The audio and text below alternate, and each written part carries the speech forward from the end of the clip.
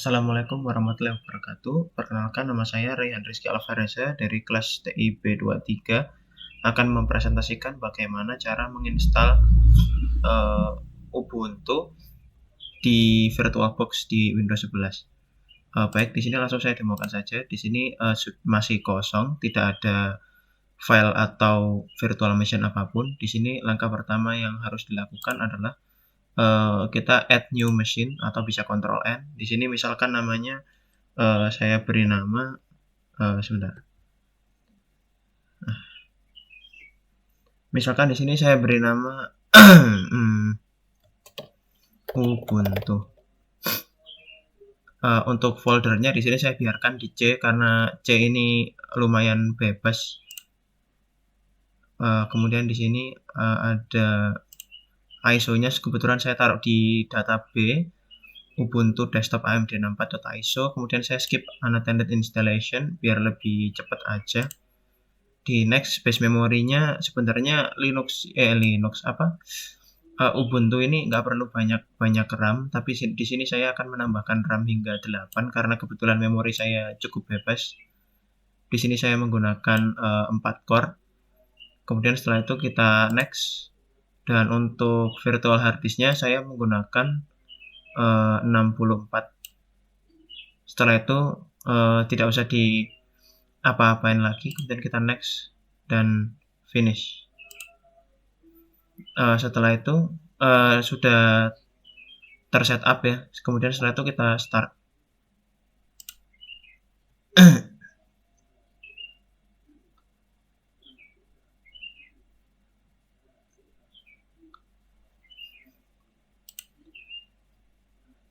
Nah, di sini kita pilih try or install Ubuntu untuk masuk ke instalasinya.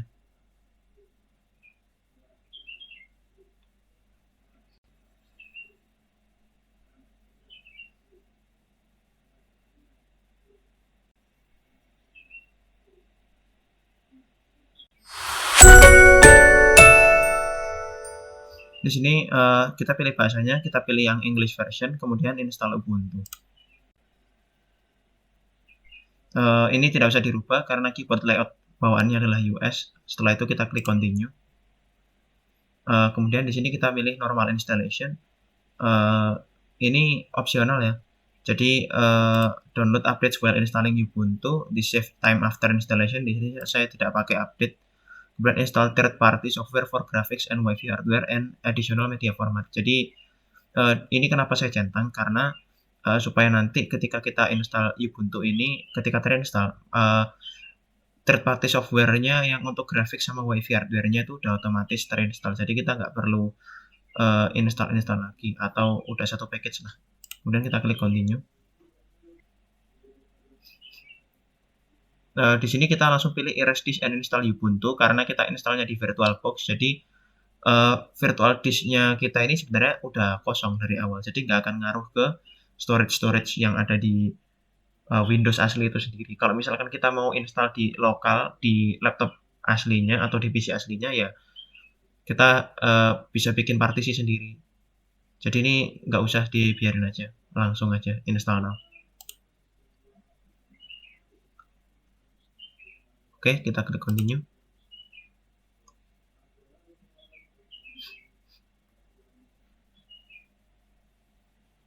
Kemudian di sini untuk time zone-nya kita pilih yang ini, Jakarta. Kemudian klik continue. Your name. Pilih Rayhan aja deh.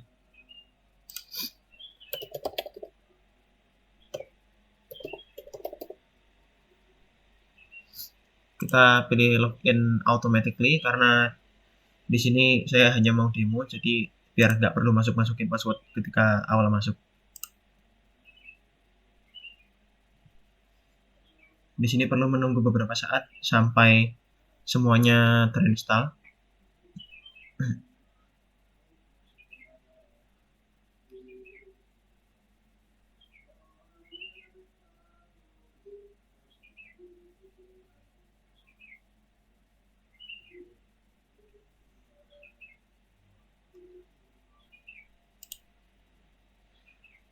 Sekedar info, di sini kan saya pakai yang GUI.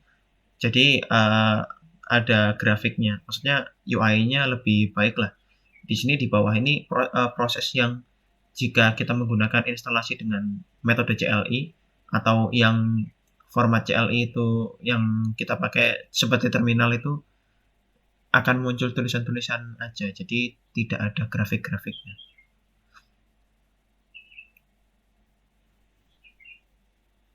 Tentunya biasanya kalau kita pakai CLI lebih apa ya? Dia pasti lebih ringan daripada yang GUI seperti ini.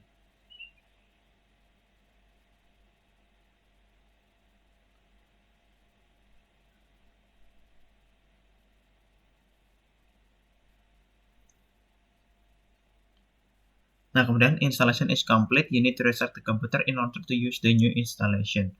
Kita restart sekarang juga. Nah, ini kita bisa press enter atau tekan enter untuk menghapus media instalasi. Kayak kalau di Windows tuh kita cabut flash disknya. Ini juga sama, kita bisa cabut flash disknya kalau diinstal di lokal, di laptop. Tapi karena ini kita pakai VirtualBox, maka kita cukup tekan enter untuk supaya dia nggak nge-looping. Jadi dia akan boot ke sistem operasi aslinya dan udah nggak butuh media instalasi lagi.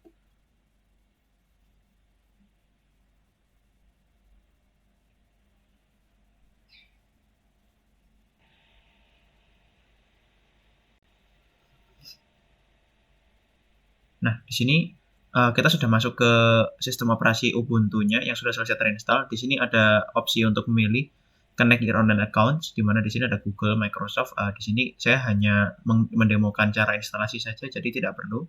Maka kita skip. Kemudian di sini kita skip for now, Ubuntu Pro. Kalau saya, no, don't send system info.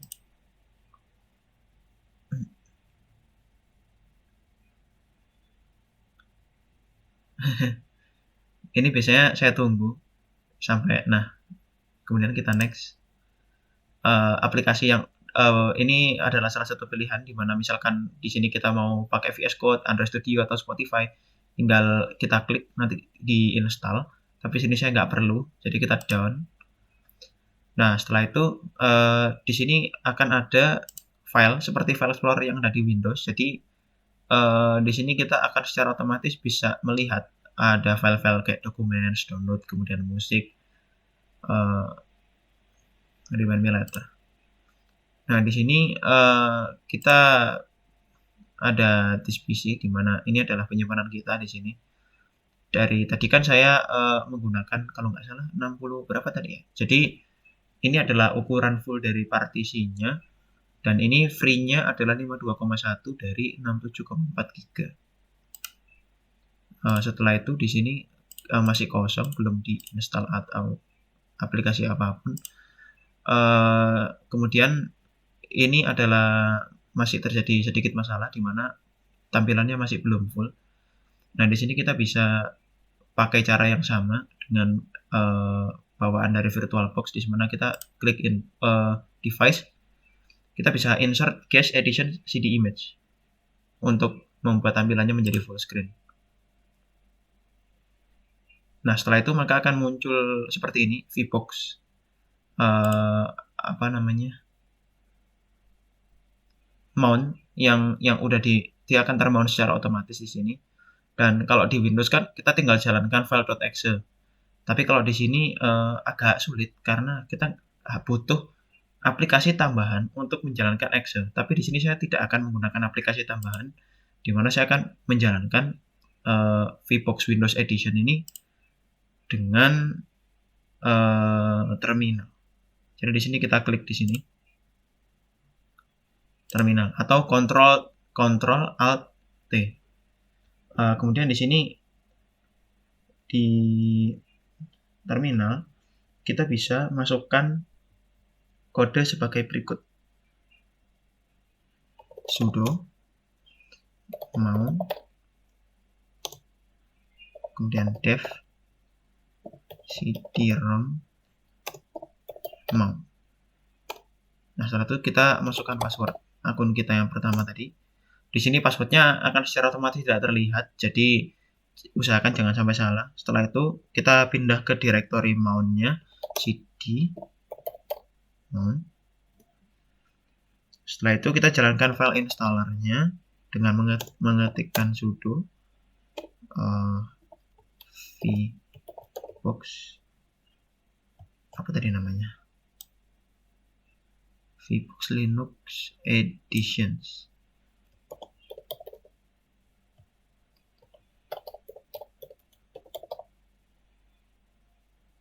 .run.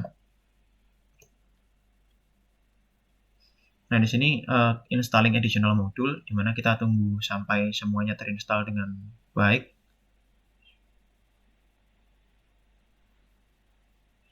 Bagaimana kita mengetahui proses ini akan kalau sudah selesai, maka nanti kita akan kembali muncul seperti yang di atas terminal tadi. Kita akan kembali ke input comment, di mana ini masih loading. Nanti kalau sudah muncul, nah kalau sudah seperti ini artinya sudah terinstall harusnya. Nah, bagaimana cara agar full screen? Di sini masih belum selesai. Jika kita sudah melakukan instalasi seperti ini, maka terminalnya akan kita hilangkan dulu. Kemudian di VirtualBox-nya kita matikan dulu atau kita restart. Kita stop dulu. Power off. Nah, setelah itu kita masuk ke settings dan di menu display video memory ini kita 100% kan. Jadi 128 MB. Karena kalau 16 MB memang Windows Edition-nya bisa kita install, tapi dia tidak akan bisa expand. Jadi akan tetap ukurannya seperti yang tadi, masih kecil. Nah, setelah kita expand video memorinya jadi 128, kemudian kita start lagi.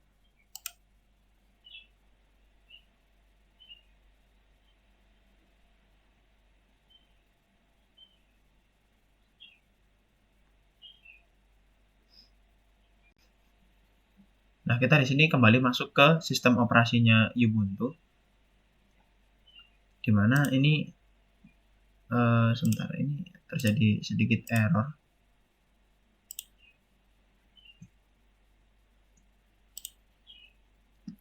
Baik, di sini kita kan ingin full screen nih. Nah, setelah itu kita masuk ke menu view, kemudian kita auto resize guest display sama seperti yang ada di Windows 10 kemarin. Perlu diingat bahwa untuk expand ini tidak bisa hanya dengan satu kali. Kita masukkan lagi auto resize guest display. Nah, maka secara otomatis dia akan full screen. Kemudian setelah itu kita tes dengan mengetikkan Ctrl F, kita switch. Nah, maka dia akan full screen seperti ini. Nah, setelah full screen kita bisa masuk ke display setting. Ini kita bisa ubah-ubah mau 200%, mau berapa hertz, misalkan layarnya support 120 hertz, kemudian resolusinya juga bisa di-expand. Setelah itu kita klik silang. Nah, di sini browser bawaannya adalah Firefox. Di sini misalkan kita mau cek nih, kita pakai Firefox untuk misalkan kita mau melihat YouTube misalnya.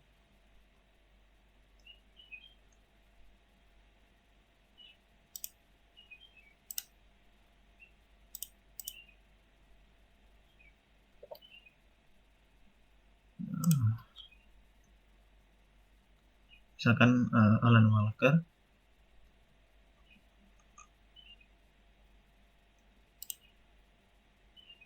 Shopee Big Ramadan Sale, promo puncak 25 Maret. Nantikan flash sale berbagai mobil Rp1 spesial. Every time we touch my fingers burn. I just go up in flames, I'm burning bright.